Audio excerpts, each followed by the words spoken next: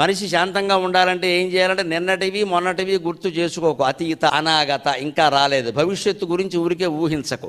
జరిగిపోయిన దాని గురించి మాట్లాడక. ఎక్కడదక్కడ వదిలేయి అనడం అంతే. వదిలేసి ఏం చేయాలి? ప్రస్తుతం ఇప్పుడు నేను మాట్లాడడం నా పని, వినడం నీ పని. పూర్తిగా మీరు దీని మీద దృష్టి పెట్టండి.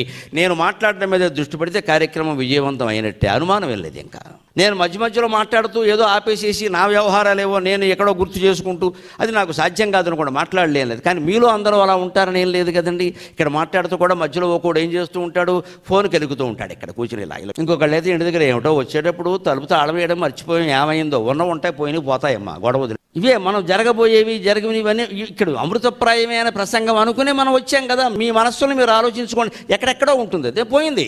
ఈలోపు 4 మాటలు పోయాయి. ఇదే నిర్మాల్యం మన జీవితాల్లో కూడా ఇంతే. రాత్రి మంచం ఎక్కి పడుకున్నాము అంటే వెంటనే తెల్లారితే నమస్కారం అమ్మా, తెల్లారకపోతే ఇదే నమస్కారం, సెలవు, అమ్మవారికి చెప్పాల్సిందే. ఇంత ధైర్యం ఉండాలి మనస్సులో.